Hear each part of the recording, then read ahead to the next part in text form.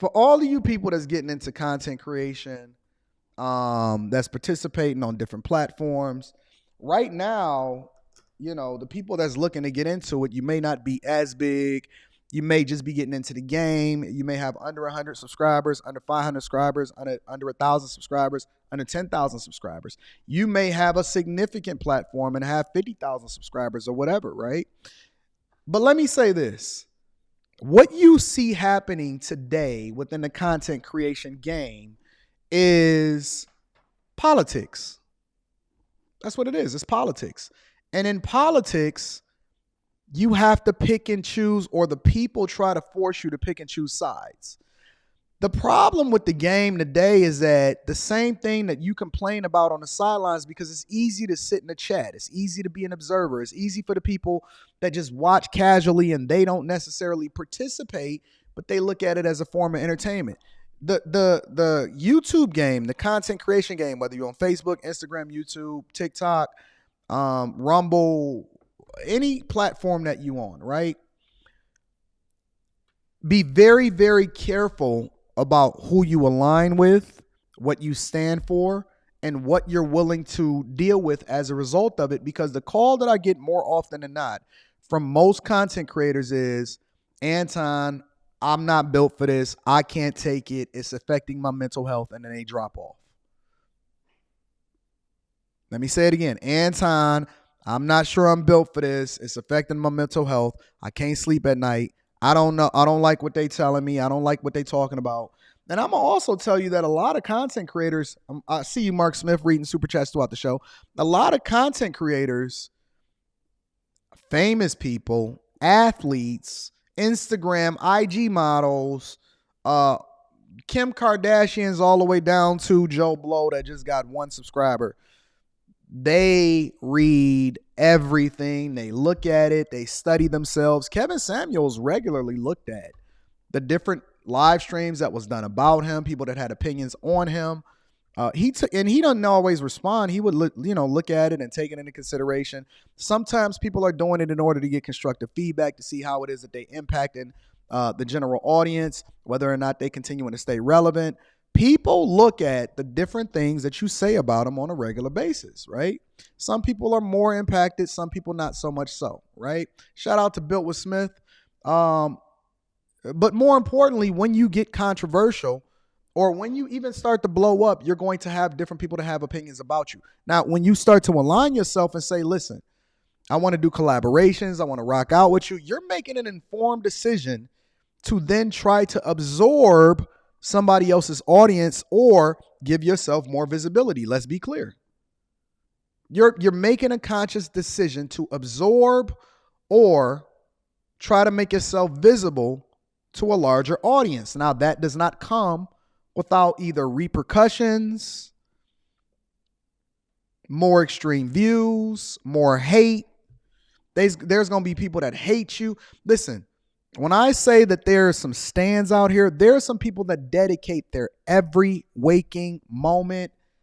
Yeah, I got my Miami look. This is, for a lot of y'all don't know, this is Aviator Nation. See, we don't do Gucci, just Gucci, the Versace's, the Balenciagas, the Glow Yard, all of that. We don't just do that. We don't do the popular stuff. We do the fresh stuff. You know what I'm saying? So this right here, this is Aviator Nation. A lot of y'all may not be familiar with it. But this is a little different. This might be a little bit out of your purview, out of your scope. So stay in your lane. I don't want to see everybody starting to pop up with the Aviator Nation. I don't want y'all to start popping up with the scotch and soda. Then you're going to be talking about, oh, man, I was on this before you. No, you wasn't. No, you wasn't. You don't know nothing about AV Nation. You don't know nothing about scotch and soda. I got a whole bunch of Coogee sweaters over there that I ain't even broke out for the spring yet. I'm just waiting to drop maybe 15 more pounds, and I'm going to be over there. Give me about 3 weeks. I'll be in there. I got a whole lineup of Coogee sweaters. My chick got Coogee dresses. We move different. We Detroit. We so Detroit. I got you, Q. I got the merch coming, but we Detroit. We do what the fuck we want to do. Yo, I still got a pair of Gators in my closet that I ain't even broke out yet. You know what I'm saying? We still do Gucci loafers over here. We different. But let me go back and y'all keep getting me off my square, right? But let me say this, right? Real talk. You have to be careful because when you get into this game and you start to have a level of visibility, you're going to have people that hate you. You're going to have people that love you and ride with you, but you're going to have thick skin. You're going to have thick skin. You're going to have to, be able to deal with what come along with it. You know what I'm saying? And so I just want y'all to be prepared for what you get yourself into. Stop making reactions based off of how you feel. Remember, you the one that's in front of the camera to all of my content creators, all of my upcoming content creators. I did a whole live stream inside of the Patreon where I broke down the content creation game. I showed y'all what it is that I make. I showed y'all my back end. I showed y'all a lot of different things that go on. Don't just look at the money. Don't just look at what it is that you're getting into in order to make a decision of whether or not that's what you want to do. It's a lot of people that came and left. Shout out to Tommy Jean is in the building. Said with the 10 ball, says you're streaming awesome videos. God bless you and the family. I appreciate y'all. Thank y'all to everybody that rock out with me. I'm going to be reading super chats throughout the show. But I don't think y'all ready for this. I don't think y'all really know. Y'all think that y'all going to just come in, look cute, smile a little bit, give a little bit of a take, and that's going to be the end of the conversation. Nah. You want to jump on these panels? You think you ready for Thursday night? You ready to be clipped up? You ready to be reacted to? You ready to have people in the chat calling for your head and telling you that your kids ain't shit? That's what this come with. You ready for people to come at your wife? You ready for people to come at your husband? You ready for them to call you a modern woman and tell you that you a piece of shit and you shouldn't have never been born? That's what's going to happen. I guarantee you. You ready for them to talk about how much you weigh? You ready for them to talk about how dark you are, how light you are? You're a white woman. You're a white man. You ready for them to call you a coon? That's what's going to come with it. Are you? Are you ready for them to call you some of the most egregious shit that that you've never heard of in your life? You've never been called such things in real life. But are you ready for them to call you any and everything? Because I'm telling you that the fame and the money come with the names and the hate and the love. It's all a part of love and war. And you don't complain about it. You embrace it because that's what it is. You ready for them to do a deep dive on your background to figure out who you really are? I was. You ready for them to call you any and everything? You ready for your let me take it a little bit deeper. Are you ready for your kids to be talked about in school because you then get to a level to where they know that your parents are on the internet and then the kids come and talk shit about your kid? Are you? Are you ready to be doxxed? Are you ready for them to tell different people where you work at and try to call your job to get you fired? I'm telling you, listen, I don't know about other communities, but I know that the black community is quite possibly the most toxic culture that I've ever seen in my entire life. They will call your job and try to get you fired because they don't like what you represent on the internet. They will try to find your address and post it so people can try to pull up. Facts. People will do some of the dirtiest things that I've ever seen in my entire life. They will try to do some of the grimiest shit that I've ever seen in my entire life. Why y'all keep telling me that Pearl is here like I don't know that my homegirl be watching me and kicking it with me on a regular basis? I know who my baby girl is. I know Pearl. I know what Pearl be talking about. I know my baby girl. Why y'all keep talking like I don't know that Pearl is out here in these streets? I know who roll with me. We don't waver. We don't move any differently. We don't do nothing different. See, the one thing about me, I heard somebody the other day. They said, they didn't say it out loud, but they said it in the chat. And they said, well, listen, Anton told us who he was way before, years ago. He said, listen, he don't align with this black culture shit. He roll with people based off of their character. And if he know him in real life, then he's loyal and he don't talk about them online in a negative way. He know that he got their phone number so he can call them and figure it out. I've always said that you can have a love for the people that you spend the majority of your time around, which can be black people, but it doesn't mean that you got to hate others or have an agenda in order to try to spew some nonsense. I told y'all who I was from the very beginning. Back on the Lapeef show 2-3 years ago, I said it and y'all got mad about it. I said, listen, black culture is trash, and the things that we champion the most and the most time that we spend as a result of it, it's been like this. I've been on this wave. Never mind the fact that I got a black wife. Never mind that every single person that works for me is black. Never mind that I put money in my pocket, in y'all pockets. Never mind that everybody that I put on is black. See, what I found in this culture is that it's not necessarily about what you really do in real life or how much you really support people. The only thing that matters is what they perceive you to say on the internet. None of it matters about what it is that you say in real life. The only thing that matters is what they perceive you to be on the internet. So you can marry a black wife, right? Let me tell you what the comparison is. Let me tell you what the hypocrisy is and why I think that the things that we champion the most in black culture is trash. You can marry a black wife and then say that I rock with people based off of character. So your actual actions mean that you're keeping money within the black community and that you're building black wealth. Anton. And then you can have this gentleman over here that fuck any and everything and have a bunch of kids and don't give a fuck about you. And then he can say that he's pro-black and FBA, and you'll love him more than the people that actually do the things that you say that you want within a community and actually putting together the results.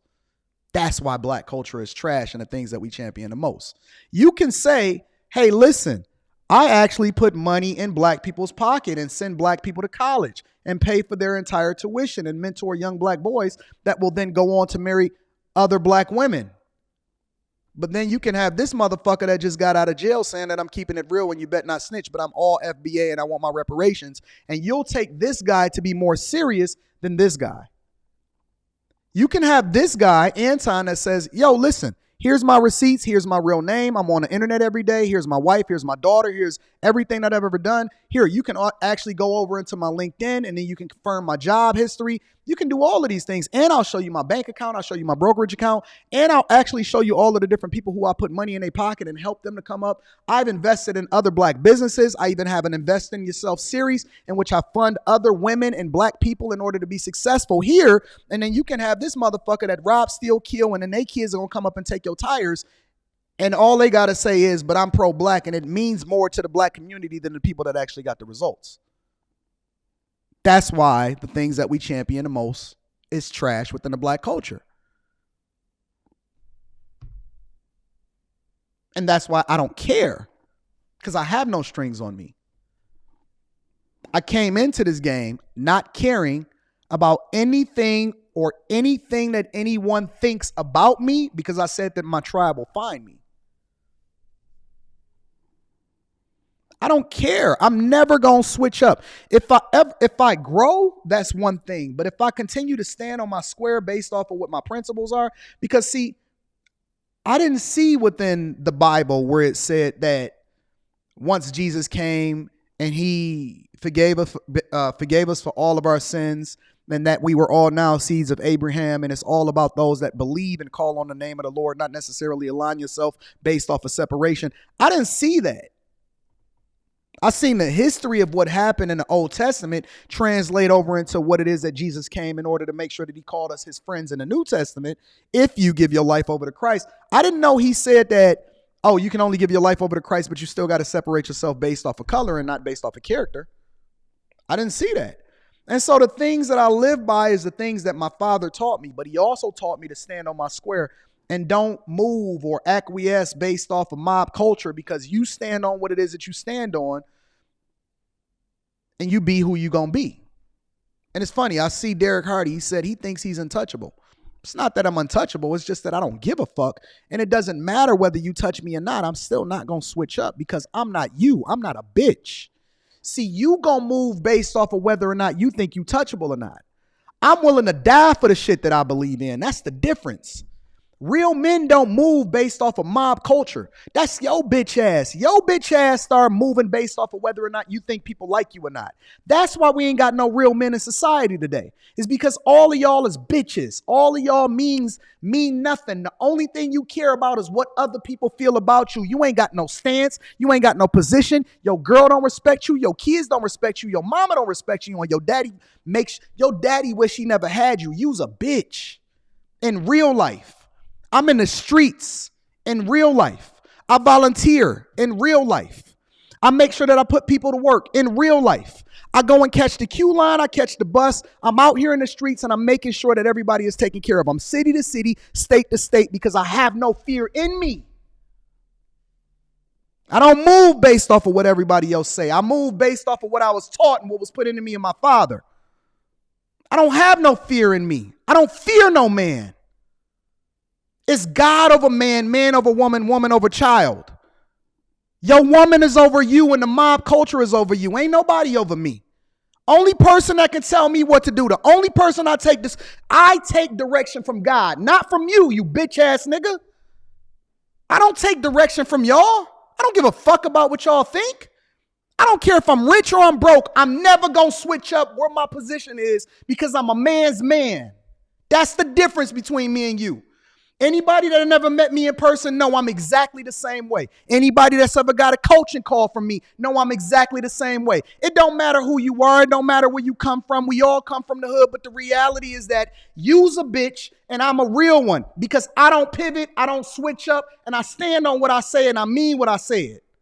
That's the difference. That's why don't nobody respect you. That's why you walk around with a letter on your avatar and I'm a real person in real life. And I tell you where I'm going to go, and I never see none of you niggas show up. All of these people saying that they was down and they was real.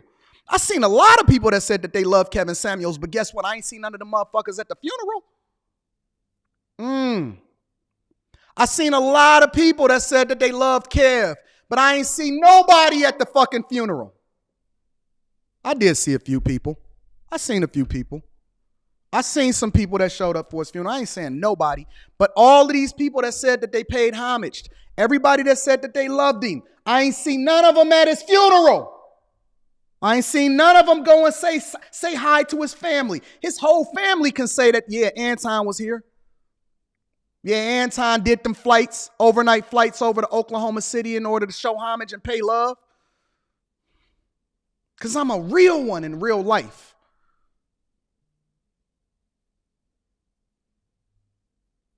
They don't make them like me no more. So a lot of people made a lot of money off Kev. And ain't none of them motherfuckers pay homage. You know what they did? They did another live stream to make some more money off Kev. And ain't none of them go and say what up, though. Ain't none of them go and pay homage and say what up to their mother or the daughter or even the best friend Jeff and none of that shit. I want to hear that shit.